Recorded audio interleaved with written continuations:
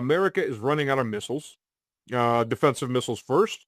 Offensive missiles will go quite a bit sooner. I think they're hitting Iran right now with JDAMs, which are glide bombs. They're definitely hitting them with missiles. Well, I mean, they are hitting them with missiles, but I think the Tomahawks are probably going to be starting to run out soon. So that's a situation there right now. Iran has done an excellent job of de-Americanizing the Gulf. And Russia needs to thank Iran because the $1 billion radar system that Iran took out of Bahrain is the radar system that saw into southern Russia. And the Ukrainians were getting coordinates to hit Russian civilian shipping in Astrakhan and those areas from this radar. It's gone.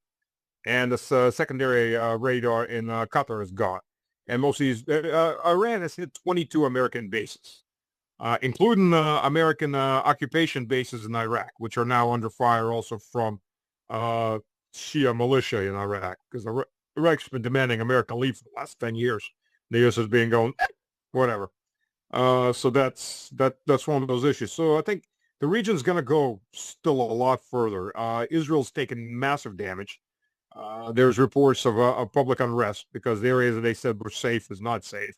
There's something like 200 buildings have been destroyed inside of Tel Aviv, and they're coming in constantly. And the Israelis are screaming about war crimes.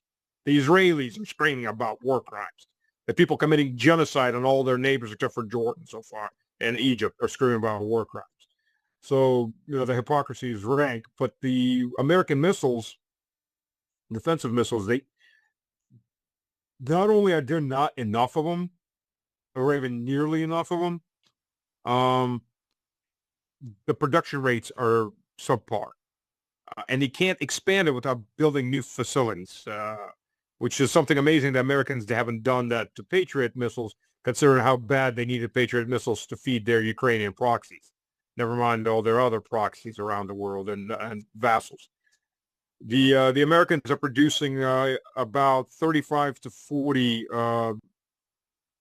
Patriot PAC-3 missiles a day. A month.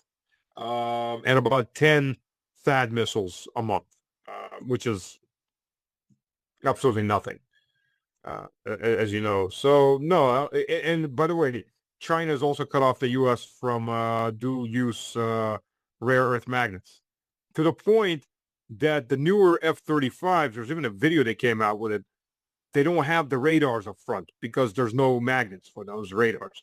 So to counterbalance the weight loss from that, there was a video came out that was taken where American the military was welding weight plates underneath the nose cone to keep the balance, the avionics balance, because of the loss or the lack of that radar system in the newer planes. So this is going to get very interesting very, very quickly. And by the way, Tomahawks are also constructed manual. And the reason they're constructed manual is because of how the U.S. handles a lot of these contracts with the corporations for equipment. It's called cost plus. So whatever the cost is, plus your profit margin. So if it's a 10% profit margin, the item costs $100, you charge us $110, and you get your $10 profit. Well, the incentive there is to make it as expensive as possible. And you can't make it any more expensive than putting it together by hand. All those missiles are literally put together by hand. They can't stamp them out. There's only a limited amount of what you can do. So yeah, that's the U.S. is going very badly with this. It didn't plan it, obviously enough. Politico even had an article out that it's just as if the Americans just woke up one morning and decided to have a war. and well, they didn't decide to have a war. The Israelis decided to have a war. And wherever the master goes, the slave will follow very closely. And we learned that from Marco and Johnson when they put out the soup sandwich, or word sandwich, I'm sorry, I'm not going to phrase it. Word salad is what I'm trying to say, about why they went there. But if you boil it all down and both of them basically said the same thing. Well, we weren't really planning to attack Iran, but the Israelis were going, and we had no choice. So, okay, so we know who the master is. in this relationship. Yeah, I saw Speaker Mike Johnson make a speech where he made a point that America hasn't gone to war. It's they just went in very limited, and then Iran declared war on them. So if you really think about it, Iran is the aggressor here. This is it's kind of amazing to say. But regarding what you said about the false flag, though, I it is interesting because Iran, it doesn't shy away. It has, with pride taken responsibility for all the attacks on all the Gulf states and all the American bases and everything else it hits. But then on the two or three targets, which makes no sense at all, which would be completely reckless, this would be, yes, Saudi Arabia, Azerbaijan, and then this missile heading towards Turkey, where Iran says, this is not us. And, they called Saudi Arabia saying this attack on the oil fields, not us. They didn't shy away from saying we attacked Qatari and United Emirates energy facilities. So it's worth asking why the targets, which makes no sense, would they deny when they say that they take responsibility for the rest. So I assume that there's a good chance this is, as you say, a false flag.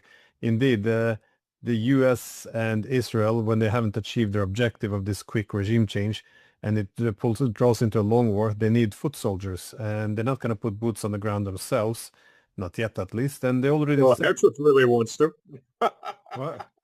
Yeah. Exit really wants to put American boots on the ground. I don't know where the hell he's going to get those boots from, but he really, really wants to. Yeah, I read some Israeli politicians as well saying we haven't ruled out Americans putting boots on the ground. So that's an interesting name framing. Minister, what's his name? Gallant? Gallant? Yeah, this one, yeah. Yeah, but yeah. We haven't ruled anything. But they're very open already. They're already trying to mobilize Kurdish forces or minorities.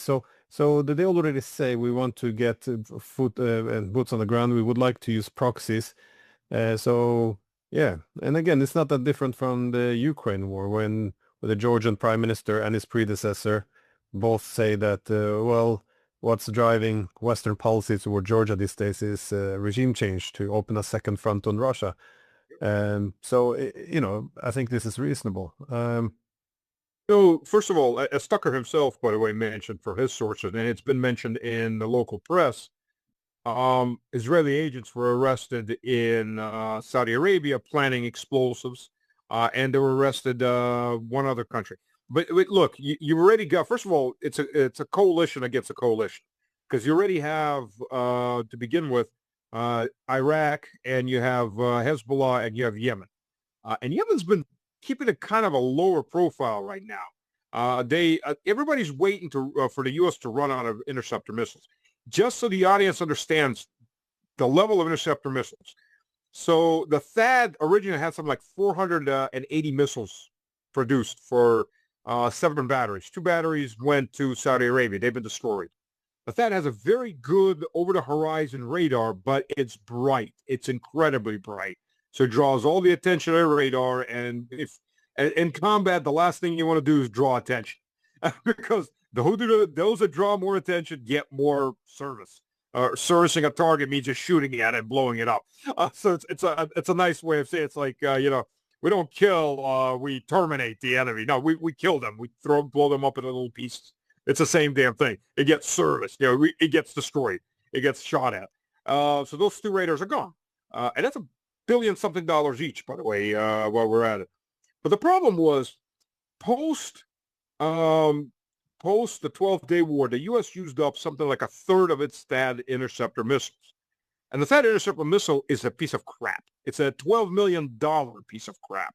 It's a project that lingered around for 20 years and wouldn't die. Plenty of attempts to kill it. Plenty of senators had, they needed the pork for their states.